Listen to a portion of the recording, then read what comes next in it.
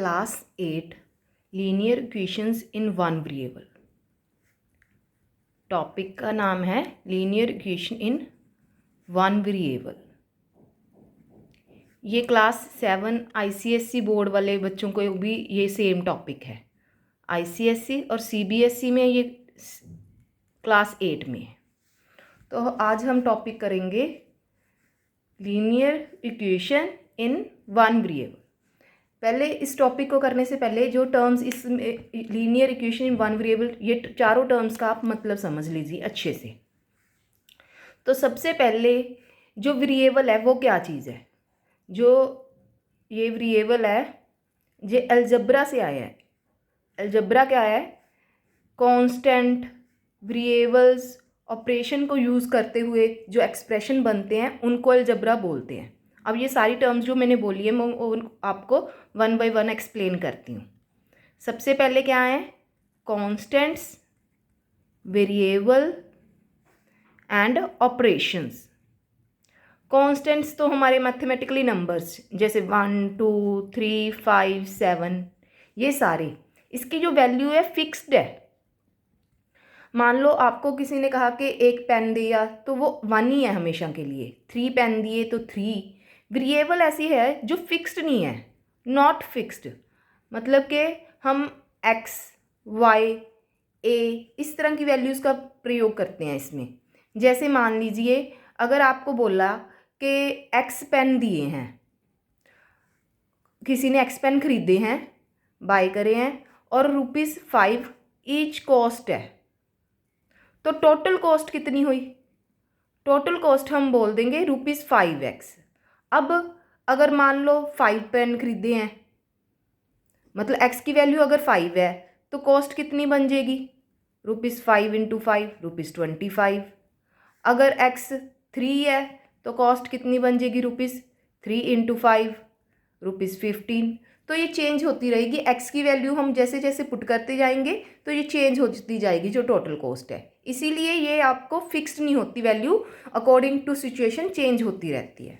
उसके बाद हमारे पास क्या है? ऑपरेशंस। ऑपरेशंस क्या है? Addition, subtraction, multiplication, division.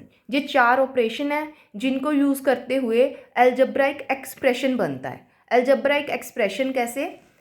जैसे मान लीजिए 2x + 3, तो ये एक एक्सप्रेशन हो गया।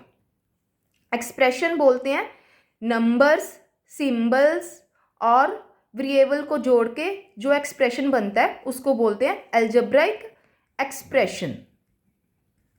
और जब दो एक्सप्रेशन को हम इक्वल रख दें, जैसे 2x + 3 = 5x + 7, ये दो एक्सप्रेशन हमने इक्वल रख दिए, या फिर इधर ऐसे कोई कांस्टेंट वैल्यू ले लें 4xy इस तरह से, या फिर 5x² + 3 = 4।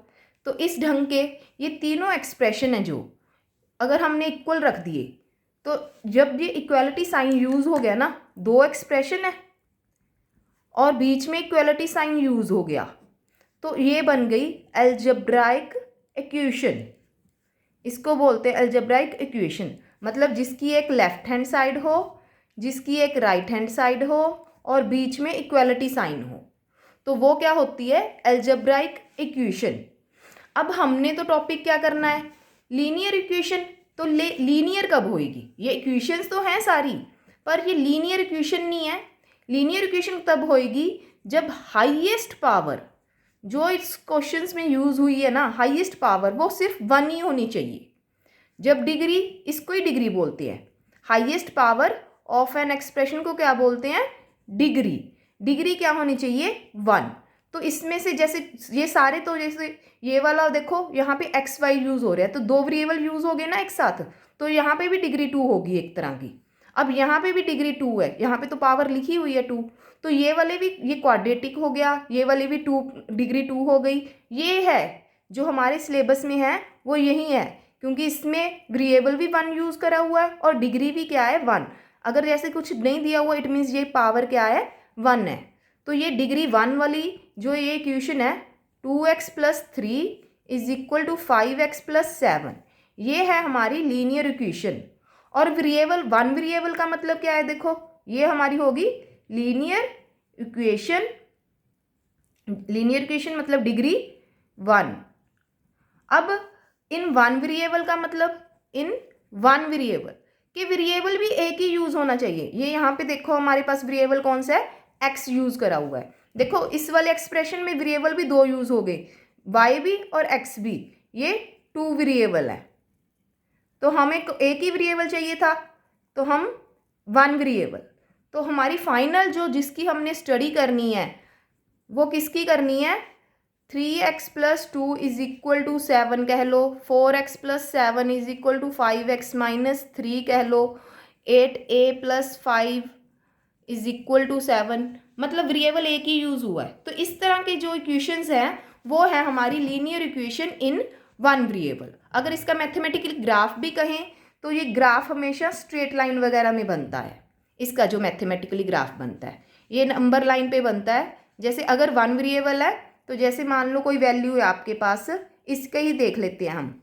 जैसे ये x = 7 - 2/3, तो ये कितना आ गया 5/3। तो ये जो आपकी ये नंबर लाइन है इसके बीच में यहाँ पे कहीं लाई कर जाएगा। तो ये है आपकी स्ट्रेट लाइन पे जो बन गई वैल्यू, आप इसको बोल सकते हैं 5/3। तो इस ढंग से हम आगे जो स्टडी करेंगे linear equation in one variable के क्वेश्चंस की स्टडी करते हैं कि किस किस टाइप के क्वेश्चंस हैं जिनको सॉल्व करने के लिए क्या क्या मेथड हैं। तो लीनियर इक्वेशन को सॉल्व करने के लिए हमारे पास दो मेथड हैं। एक दोनों को मैं एक एक एग्जांपल से समझा देती हूँ, पर सेकेंड मेथड है जो हम सबसे ज़्यादा यूज़ करेंगे, वो ईजी भी है और सारी बुक्स में वही वाला यूज़ भी करवाया जाता है। एक है बैलेंसिंग मेथड, दूसरा है ट्रांसपोजिशन मेथड। ट्रांसपोजिंग मेथड में क्या, पहले बैलेंसिंग मेथड समझ लेते हैं। बैलेंसिंग मेथड में क्या है, जैसे हमारे पास एक इक्वेशन है 4x - 6 = 3। तो बैलेंसिंग मेथड में ये है कि जो भी ऑपरेशन हम करेंगे वो दोनों साइड्स होएगा। जैसे ऐड, सबसे पहले हमें x अकेला बनाना है, इसको सेपरेट करना है। तो सबसे पहले ये 6 माइनस में है तो अपोजिट ऑपरेशन कर दो। अगर माइनस में दिया है तो हम लिखेंगे ऐड 6 ऑन बोथ साइड्स। तो अब हमने ऐड कर दिया 6 दोनों साइड्स में, ये तो 0 बन गया, यहाँ पे 9। तो अब ये आ गई। अब इसका मतलब यही है कि 4 × x, ये जो इंटू x है ना ये हमारे लिए छिपा ही होता है, ऐसे समझ लीजिए आप कि ये अगर 4x लिखा हुआ है तो ये 4 × x लिखा हुआ है। अब हम क्या करेंगे, 4 मल्टीप्लिकेशन में तो हम क्या करेंगे, divide by 4 on both sides. तो अब हमने 4 को डिवाइड कर दिया दोनों तरफ, तो x कितना आ गया 9/4। ये वाला मेथड है बैलेंसिंग मेथड कि जो ऑपरेशन इधर हुआ है x को अकेले को सेपरेट करने के लिए हम अपोजिट ऑपरेशन करते जाएंगे और x सेपरेट हो जाएगा। ये देखिए हमारे पास x अकेला आ गया, x = 9/4। अब हम ऐसे करते हैं इस क्वेश्चन में, जब भी क्वेश्चन का आंसर आ जाता है ना, ये इस इक्वेशन का सोल्यूशन बोल दो, इसको सोल्यूशन भी बोल देते हैं, इसको रूट भी बोल देते हैं। ये आपकी सोल्यूशन का वैल्यू, x की वैल्यू, x वैल्यू, ये सारे आंसर को ऐसे ही निकालने होते हैं, चाहे कुछ भी लिखा हो कि find the equation, solution of the equation, find the root of the equation, find the value of x। ये तीनों तरीकों से आ सकता है। अब हमें इन्होंने बोला है कि चेक ये सोल्यूशन सही है भी कि नहीं। तो जब भी चेकिंग करनी है तो कैसे करनी है, हमने लेफ्ट हैंड साइड और राइट हैंड साइड। अब ये वाली इक्वेशन में देखो लेफ्ट हैंड साइड क्या है हमारी 4x - 6 और राइट हैंड साइड क्या है 3। तो x की वैल्यू जो हमारी आई है वो हम लेफ्ट साइड में पहले पुट कर देते हैं। ये कितना आ गया, देखो 4/4 से कैंसिल हो गया, 9 - 6, ये कितना आ गया 3। और राइट हैंड साइड में ऑलरेडी 3 था, तो left hand side equal to right hand side, hence verified. ये वेरीफाई भी हो गया कि हमारा जो आंसर था x की वैल्यू 9/4 वो बिल्कुल करेक्ट है। अब हम सेकेंड मेथड करेंगे ट्रांसपोजिशन मेथड। ट्रांसपोजिशन मेथड में क्या है, जो भी ऑपरेशन लेफ्ट साइड में हुआ है अगर हम राइट साइड में लेके जा रहे हैं या राइट से लेफ्ट साइड में लेके जा रहे हैं तो अपोजिट हो जाता है। जैसे माइनस को अगर दूसरी साइड में लेके जाना है तो प्लस, प्लस को लेफ्ट साइड से राइट साइड में जाना है, माइनस मल्टीप्लिकेशन डिवीज़न में चेंज हो जाएगा, डिवीज़न मल्टीप्लिकेशन में चेंज हो जाएगा। तो ये इसकी ट्रांसपोजिशन की पोजीशंस हैं। तो इसके लिए भी हम एक मेथड, एक एग्जाम्पल कर लेते हैं। मान लीजिए हमारे पास क्या है, 3x + 5 = 11। तो इसको करने के लिए देखो, ये वाली प्लस की टर्म है, उधर जाके क्या हो जाएगी, माइनस की। 3x = 11 - 5, तो 3x = 6, और यहाँ पे 3 मल्टीप्लिकेशन में है, तो उधर जाके क्या हो जाएगा, डिवाइड 2। तो ये तो थी हमारी काफ़ी सिंपल एग्जाम्पल्स। अब मैं आपको थोड़ी सी टफ वाली एग्जाम्पल, जिसमें थोड़े से फ्रैक्शन यूज़ होंगे, या फिर अगर ब्रैकेट के बाहर माइनस आ जाते हैं तो उनको कैसे सॉल्व करना है, वो वाली एग्जाम्पल्स करवाती हूँ। First example, y - 6/5 + y + 3/4 = 4y - 5/10।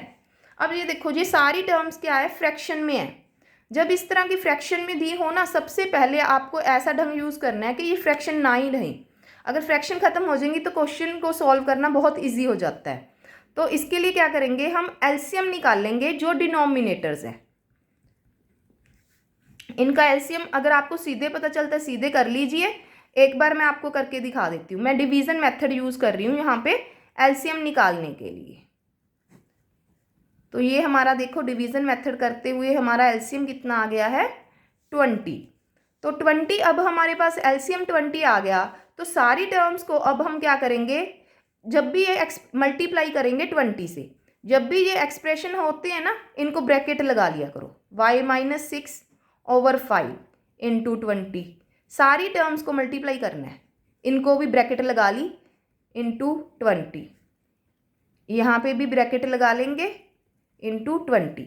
देखो ये एलसीएम मैंने सारी जगह 20 को सबसे मल्टीप्लाई कर लिया। अब देखना सारे फ्रैक्शन कैसे रिमूव होते हैं। 5 कट कर गया इसके साथ 4 पे, 4 कट गया 5 पे, ये कट गया 2 पे। तो हमारे पास क्या एक्सप्रेशन आ गया, 4y - 6 + 5y + 3 = 2 4y - 5। अब ये भी स्टेप ध्यान से सुन लीजिए। जब ऐसे ब्रैकेट्स में टर्म्स दी हुई हैं तो अंदर वाली टर्म्स को बाहर वाली टर्म्स से दोनों को मल्टीप्लाई करना है। यहाँ पे बच्चे गलती करते हैं अक्सर, वो फर्स्ट वाली टर्म को मल्टीप्लाई कर देते हैं, सेकंड वाली टर्म को नहीं करते। तो एक बार मैं पूरा खोल के लिखती हूँ। अगर किसी की गलती ज़्यादा पड़ती है तो ऐसे ही जैसे मैं अब स्टेप कर रही हूँ तो पूरा खोल के लिख लीजिए करिए। तो 4 × y माइनस, ये माइनस था तो माइनस लिख दिया, 4 × 6 + 5 × y + 5 × 3, 2 × 4y - 2 × 5। तो अब सारी टर्म सॉल्व कर लेंगे। 4y - 24 + 5y + 15, 8y - 10। तो जो लेफ्ट साइड पे सारी हम वेरिएबल वाली टर्म्स कलेक्ट कर लेते हैं, राइट साइड में सारी हम कांस्टेंट टर्म्स ले जाते हैं। जो टर्म पहले ऑलरेडी यहाँ पे पड़ी थी वो वहाँ पे पड़ी हैं। इधर से मैं -24 था, प्लस में 24 हो गया, +15 था, -15 हो गया। अब हम प्लस वाली टर्म्स को पहले सॉल्व करा, 9y - 8y। यहाँ माइनस की टर्म को सॉल्व करा तो -25 + 24, 9 - 8 1y। 1y को लिखने की जरूरत नहीं होती, 1 अंडरस्टूड ही है, अगर y लिखा है तो 1y ही है वो, तो -1। ये हमारा आंसर आ गया। तो फ्रैक्शन वाली टर्म्स में जब भी है तो आपको सबसे पहले क्या करना है, एलसीएम निकाल के उसको मल्टीप्लाई करना है। अब हमारा है एक है कि जब भी कभी ना नेगेटिव साइन होता है ब्रैकेट के बाहर, तब बच्चे बड़ी गलती करते हैं। तो एक एग्जांपल मैं उसकी करवा रही हूँ। Second sum, 5x - 3x - 1 = x - 4। अब देखो, अगर ब्रैकेट के बाहर माइनस का सिंबल है तो जो ब्रैकेट के अंदर वाली टर्म्स हैं उसके सिंबल चेंज होंगे। अगर ये चेंज होने हैं तो देखो, अगर यहाँ पे कुछ भी नहीं लगा ना, इट मीन्स आपके माइंड में ये होना चाहिए कि ये प्लस की टर्म है। अब प्लस की टर्म को अगर बाहर माइनस है तो हम किस में लिखेंगे, माइनस में। ये माइनस की टर्म है तो साइन चेंज करना है, तो यहाँ पे क्या बन जाएगा, प्लस। तो x - 4। यही स्टेप थोड़ा सा ध्यान से करने वाला है। इसको थोड़ा सा ये वाला स्टेप ना ध्यान रखना, जब भी बाहर माइनस का है तो अंदर वाली टर्म्स के सिंबल चेंज करो। तो अब हमारे पास सारी जो हमारे पहले रूल था कि वेरिएबल टर्म्स लेफ्ट साइड पे और कांस्टेंट टर्म्स राइट साइड पे। तो 5 ये दोनों माइनस की टर्म है, इनको ऐड कर लिया, ये -5, x इज इक्वल टू -5 हमारा आंसर आ गया। अब थर्ड एक मेथड है क्रॉस मल्टीप्लिकेशन। जब भी आपको टर्म्स इस फॉर्म में दी हों 7 - x over 7 + x is equal to 3/4, इस तरह के सम्स होते हैं, तो इनको आप क्रॉस मल्टीप्लिकेशन कर सकते हैं। जैसे इसको, इस टर्म को 4 के साथ, इस एक्सप्रेशन को 3 के साथ। तो लेफ्ट साइड में पहले मैं लिखूंगी 4 × 7 - x, 3 × 7 + x। तो जब भी इस तरह के एक्सप्रेशन दिए हैं तो क्रॉस मल्टीप्लिकेशन करके उनको सॉल्व कर लें। अब ब्रैकेट के बाहर 4 है तो दोनों टर्म्स को मल्टीप्लाई करेंगे, 4 × 7 = 28, 4x, 3 × 7 = 21, 3 × x 3x। अब वही जो वेरिएबल टर्म्स लेफ्ट साइड पे, कांस्टेंट टर्म राइट साइड पे, ये 28 इधर आके माइनस हो गया, ये -7x -7, तो x की वैल्यू कितनी आ गई, -7 / -7। सेम नंबर्स को डिवाइड करते हैं तो आंसर क्या आता है, 1। तो हमारा ये आंसर आ गया 1। एक सम मैं और करवाती हूँ जिसमें के फ्रैक्शन भी हैं, ब्रैकेट्स भी हैं, दोनों इन्वॉल्वड हैं, तो आपको एक आधी और आपकी हो जाएगी। इसमें एक चीज़ और ध्यान में रखने वाली है, 5th एग्जाम्पल, कि इसमें ना जब भी आपके पास स्क्वायर वाली टर्म आ जाए बाय चांस कैलकुलेशन करते हुए, तो ये नहीं पैनिक होना कि ये सम तो आपको करवाए नहीं हुए। अगर आपको 1 वेरिएबल के क्वेश्चंस हैं तो 1 वेरिएबल में ही रहेंगे, वो आफ्टर थोड़ी सी फर्दर कैलकुलेशन वो टर्म्स आपस में कट हो जाएंगी, तो आपका जो क्वेश्चन है सिमिलरली फिर से वो लीनियर इक्वेशन में ही कन्वर्ट हो जाएगा। तो इसको क्वेश्चन को थोड़ा सा ध्यान से करना है।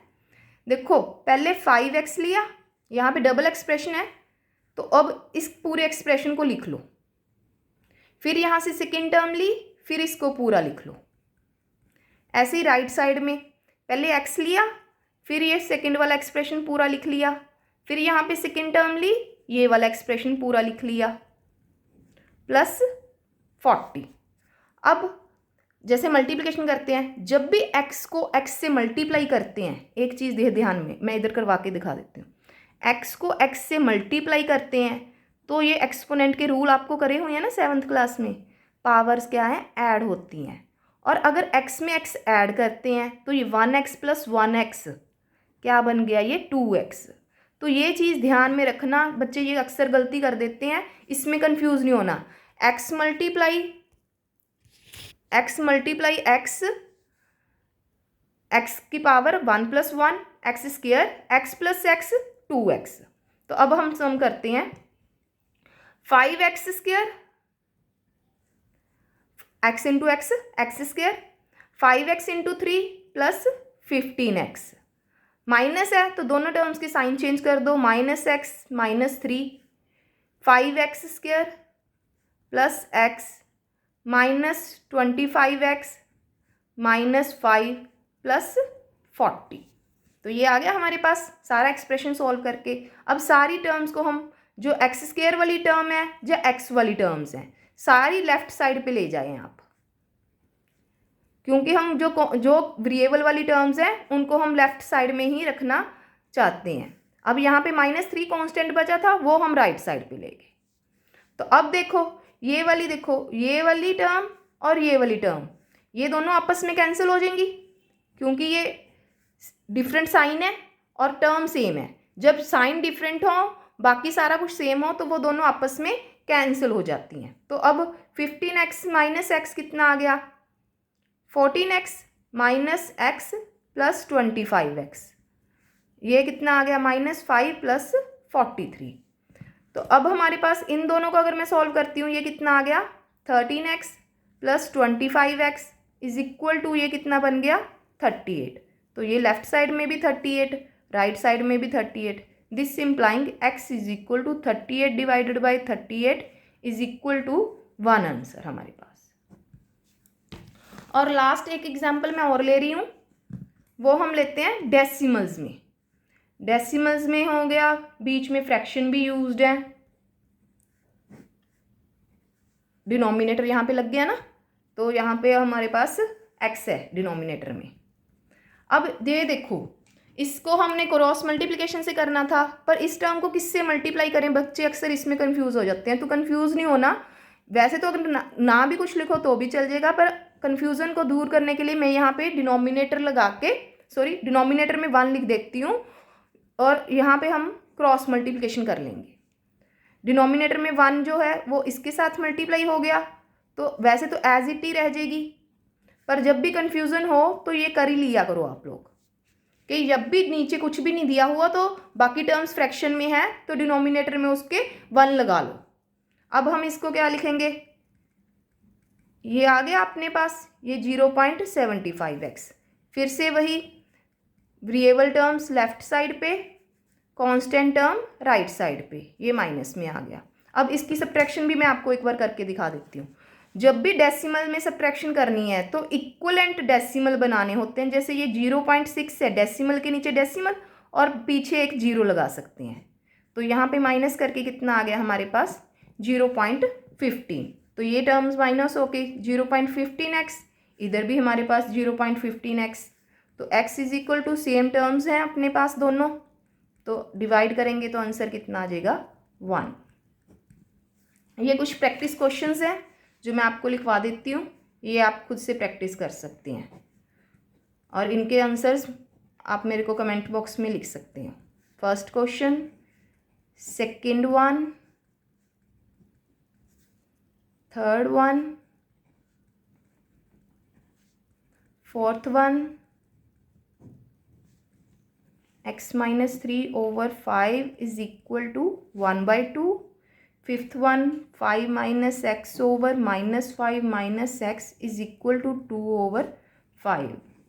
Sixth one, 0.4, 8 plus x, x minus 8. And the last, not the least, इसकी प्रैक्टिस कर लेना। ये मैं वही वाला क्वेश्चन दोबारा लिख रही हूँ जो मैंने आप लोगों को करवाया था। इसकी आपकी रिटर्न में प्रैक्टिस होनी जो बहुत ज़रूरी है। तो नेक्स्ट वीडियो में हम वर्ड प्रॉब्लम्स करेंगे लीनियर इक्वेशन की। Word problems related age, distance, perimeter and many more. Thank you students.